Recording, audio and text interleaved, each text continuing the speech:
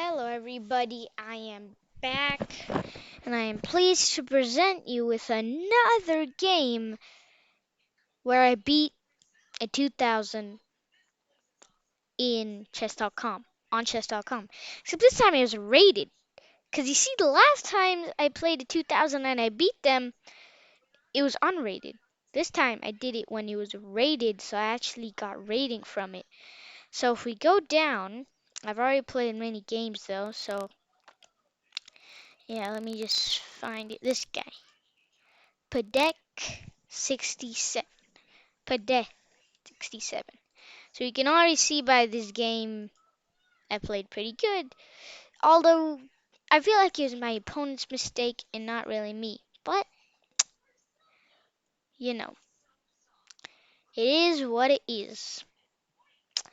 So yeah. Let me just adjust a little bit. And yeah. So this was a crazy game. Crazy. Because just one mistake by my opponent and I was able to win. So the game starts off with e4. My opponent plays c5. I play knight f3. They play um the move g6, which I actually faced against my previous opponent before I played this 2000. So I played exactly the same thing. d4 takes bishop g7 c3, which is apparently an inaccuracy. After knight c6, I played bishop e3, and after knight f6, I played bishop d3 and d6. This is all normal. And I played knight d2, which is apparently an inaccuracy, although I don't really understand the computer. My level, pretty much normal developing moves. We get the move knight g4, which is apparently the reason it's an inaccuracy. So here I played the move knight c4, and after takes I took, and I think it's because I can lose a pawn with knight takes, and takes. I mean, okay, in this case there's just check, but still. So I guess take. Yeah, my opponent played knight e5 and I castled, and all of a sudden, it's fine. After castles, I played knight c4 again, which is for some reason an inaccuracy. My opponent played a6, which is good. I guess preparing to play b5 and stuff. But anyways, I played h3 because I thought this would be pretty annoying since I faced it many times. And after the move b5, I did knight takes e5, uh, bishop takes e5, and I played the move takes, knight to e6, knight to c6, and I thought my opponent would play queen c7, but just by the I thought part, you're probably thinking he didn't play it? Yeah, he didn't play it. My opponent actually played queen b6, and now I win a pawn. And after king g7, I played knight d5, which is a great move, and it attacks the queen. It does many stuff. So, yeah, it attacks the queen, improves the knight's position, and the best part about this is if I were to go like b4, d5, my opponent can always go d6 whenever he wants after moving his queen or something. But with taking in here, now there's no, it's a literal outpost. And my opponent played queen a7, which is best, and I played a4, which is excellent. My opponent took, I took with my queen, and my opponent played queen b7, And here I played the move f4, which is a great move because what I calculated is what happened. My opponent played bishop f6. I took, they took, and I checked. The king cannot go back, so my opponent played king e7, and now it's all a matter of opening up the center. But the problem is that the bishop will never go to f6 if I don't play f4. So, yeah. And anyways, like, look at this bishop. It's very, very strong. So, yeah. f4 here. You already saw the moves. And now I played e5. My opponent played d takes e5, queen takes e5, check. And the move bishop e6. Now you see this is a very big target. This was a very big target in my game when I was playing it. So I played f5. My opponent took, and I took with the bishop. After queen b6 check, I played king h1 because this would blunder queen d6. And somehow you blundered a queen trade. It's probably gonna be very embarrassing. Oops, okay. No spoilers. But yeah, that was very similar, so you can see how I won, sort of. So yeah, here my opponent played the move rook a c8, planning to go rook c5, but the reason I know this plan right now is actually because they played it. I didn't actually realize what rook a c8 does in the actual game.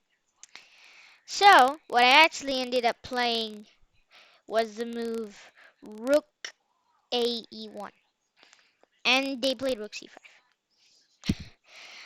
But here I played the move queen g7. I'm like, okay, that's gotta be best. It makes the king stuck to the rook, and now it's really messy. And after rook c6, I thought my attack was slowly fizzling out. But apparently, you can see by the stockfish, it's very, very big advantage still. I played c4, which apparently to stockfish throws a thing away. But if they were to play something like rook d6, and I play c5. It's what I calculated. And I thought, okay, if they take, I take with the rook. They take, I take. And I didn't actually notice this defends it, but the king is very weak. So, yeah. But the best part is if they ever decide to go like rook c5, this wins a queen. That's the best part. Because this pawn is pinned. It's an illegal move to take with the pawn. Because I would take their king. And they're not even attacking my king. So I played c4. They played the very unfortunate rook fc8. And its computer says it's an inaccuracy, but I would have marked it as blunder. Because after bishop takes e6, they did rook takes e6. After queen takes f7 check, my opponent resigned the game. So computer says this is best. Except I don't know why though. Because let's say king d6. I guess there's this. Apparently taking is best. But yeah. Mainly I had my eyes focused on after takes. He would play here. Takes here. I'm up a queen, whatever. I'm up a queen, I'm gonna win. Especially with a backup rook. And many pawns. So, yeah, that was the recap, of this game. And you can see I played like a 2250. My opponent played like 1800. So they played like my rating, and I played way better than their rating, apparently. Except I only played better than their rating because they played like my rating. So, yeah, I was 1874 at the time I played it. No, 1856. It did reach 1901. If we go to my profile and then we go here, you can see I reached 1901 on December 26th, 2023, except I dropped right back down. You see 1901, 1879, 1872, 1874, 1856. It was very bad, but yeah.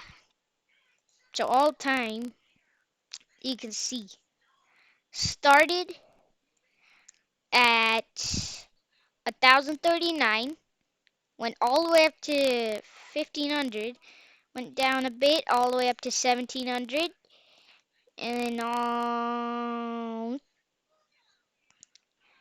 and this. Then I started playing a lot more, and I improved very, very fast. Very, very, very fast. My little brother's waking up while taking a nap, so you can see there. 51% won, 42% lost, 7% drawn. He's actually my best win. I never knew that, to be honest. Because I thought my best win uh, was the main video on my channel, which you always see, I think. Which is called How I Beat a 2000 in Rapid. This one is a recap. That one was just the game, not me talking or anything, but yeah, that was just the game. And anyways, though, yeah, I hope you enjoyed the video. And yeah, pretty much all I have for you today. And well, not for today. I'm gonna make more videos today, but yeah, for this video, that's it. See you guys. This I had 98% accuracy. But it was very, very short. I'm not really gonna cover it. You can see by the board right here that'll appear. I was up a queen because my opponent just blundered a tactic, and yeah, pretty simple tactic, but not that simple. But anyways, yeah. Okay, let's go.